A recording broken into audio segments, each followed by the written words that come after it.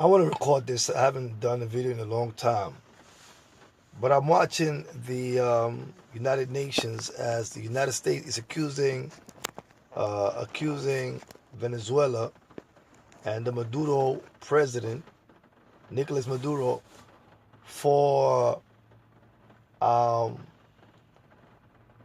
starving his people and being a dictator. Most of us that know about politics and know the United States know that's their first accusation they give against anyone that they want to rob. Basically, that they want to steal their oil. Venezuela is one of the richest countries in this hemisphere, and actually practically the world outside of the Congo. It has oil, it has gold, is rich in oil and in many other minerals, gold, silver, and water and many other minerals. They used to be a colony or rule them in 1998. They got free. Now the United States is trying to get back in there. John Bolton, Mike Pompeo, these war hawks have made a meeting to try to get some young guy who is a puppet, who wants to be used by the devil, by the United States, to push Maduro to the side and take over the government and then hand over the country to the United States. So Trump, Mike Pompeo, and John Bolton, these three war hawks, are trying their hardest. Oh, they are not hardest, they're accusing and literally causing instability in Venezuela. Now, we all know what it did in Iraq, in Libya, and in Syria. And all of them countries, the main thing is to take their oil, because the United States is very big. And to run an empire, you need money. This is a money-hungry machine. Taxes is not going to cut it. If everyone in the United States was working, which they're not, half of the United States is unemployed. But if all of the United States was employed, every single person in America was employed in the United States, it still wouldn't be enough money to feed this war machine, this empire. It needs money.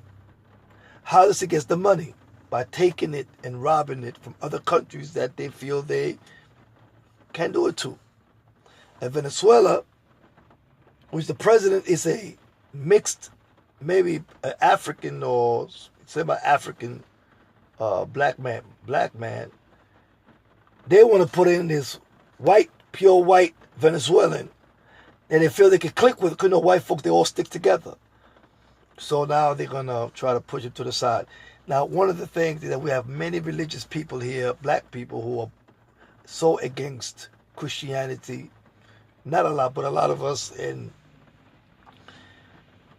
But yet, they never speak against us going overseas and killing other people. Now, for sure, if they invade Venezuela, they're going to send hundreds and thousands of black soldiers over there to kill poor Venezuelans. But our biggest enemy, but we're trying to get black folks out the churches. And even if you manage to get more than half of them out the churches, you still have the same problem. What's the problem? We don't have no businesses. We don't control anything. We don't control the neighborhoods we're in. And we don't even try. You know, most of those people who are very religious, they have not even one business. They can employ not even 10 people. They never speak against the United States sending all of the black soldiers or telling black people have a campaign against our young men and young women going overseas to help the United States conquer other black people. They're accusing Venezuela, the president of Venezuela, Nicolas Maduro, for being a dictator, for human rights violation. Now, these people are hypocrites. We all know Sandra Bland, Castillo, and many others, they blatantly kill and never get justice. Let us march to the streets and see what happened to us. Last year when Obama was in office, they killed so many of us. Not one police officer went to trial and went to jail. Not one. Maybe one. I think they gave him, a couple of 12 years. He going to do less than that. And with all of that, nobody takes them to the United Nations for what they've done to us. Basically because the scripture says that when we became slaves, he said we shall go into slavery and no man shall buy you. Because we are the true Israel, the real ones. So in other words, that means no man will redeem you. No man will come and get you. No man will come and stick up for you. But we ourselves don't have no leader that will take the United Nations to trial. Take them up to bat and take them to the UN. And one thing I don't like about the UN, you have all these black countries, South Africa, New Guinea, and all of them. And these people, they make me practically ashamed to be black. You never know where they stand. You know where every white man, you know where they stand. China, you know they were for Maduro. Russia, they're for Maduro. Iran, they're for Maduro. And we know that United States, of course, they don't want to accuse of Maduro because they want to take the country's oil. And we know in Europe, or Canada, and all them countries, Israel, they know they are against Maduro's government. But when you talk to the black one, you don't even know who they're for. They talk a whole lot of rhetoric about reconciliation, about let's sit down and talk, and all this stuff. And I don't know why black folks, I think they're afraid to be seen as, I don't even know what to say. They want to be seen as peacemakers.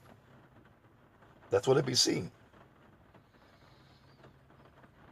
They don't care how evil a person is. They want the oppressor, the oppressed to reconcile with the oppressor. Never accusing the oppressor, the United States government, of doing any wrongdoing. Never. Europe or no oppressor. They just sing, and it sounds so deep. Sometimes you listen to them, you can't even understand what they're saying.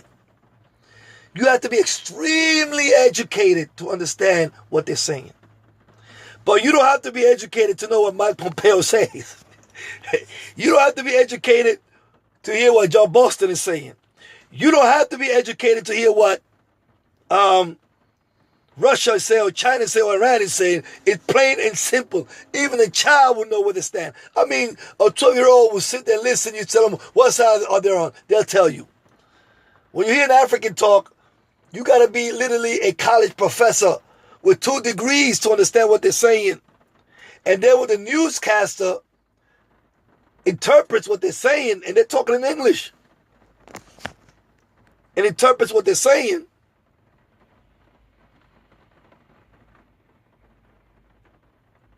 really what they say, the whole big words, just to say, it's all get along. Or I don't agree with the change of government. I don't agree at this point with the change of government, but let's all reconcile and talk. Like, nobody listening to you. Who is listening to an African leader? People only listen to people who have a decisive decision. I'm with you or for you. I'm against you or not against you. That's it.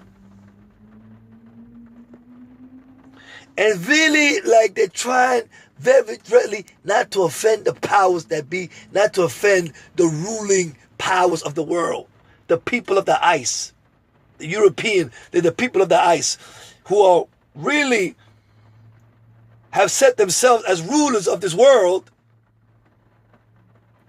and to rule the dark-skinned people of this world.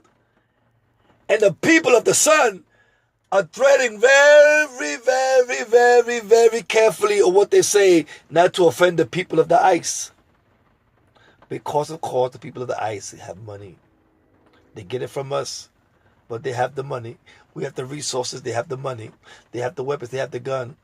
So we don't want to offend them, because not so much that, because, you know, the next time we ask them for help, next time we come begging them for money on our knees, we don't want to have to beg them. We just want them to give us the money.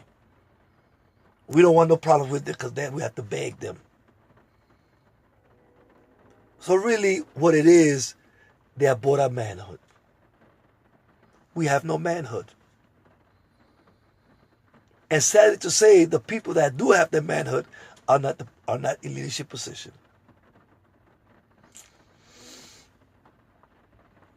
Ain't that something? It's like the opposite with us and them. The people that are passive and gentle and kind are the average, are the people who are not in power. And the criminals and hard men with hard steel backbones are the leaders.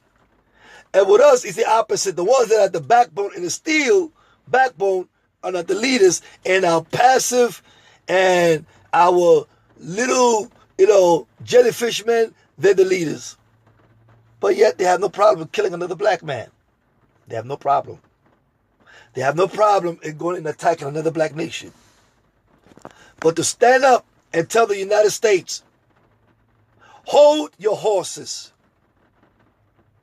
We know your game for far too long. You've done it all throughout Africa and all through South America. You're doing it right now in Africa. Right now in East Africa, what you call the Middle East. And yet, we know your game. You're a criminal organization. And you're trying to set up everybody around the table to set up Maduro to rob him of his oil. You better sit your behind down. Because you are nothing but a criminal organization, and you're hypocritical because you're blaming Maduro for something you do to the black Americans in the United States. And the whole world knows it. How can you sit here and judge a man and taking and saying the little farmers are starving and a little 6-year-old girl died while you're killing and murdering women and children right here in America? And then you're saying that Maduro, the people are starving and they don't have water to drink. And yet over here, you haven't even cleaned up Michigan and they don't have water to drink. You nothing but a hypocrite. And I hope somebody hears this message.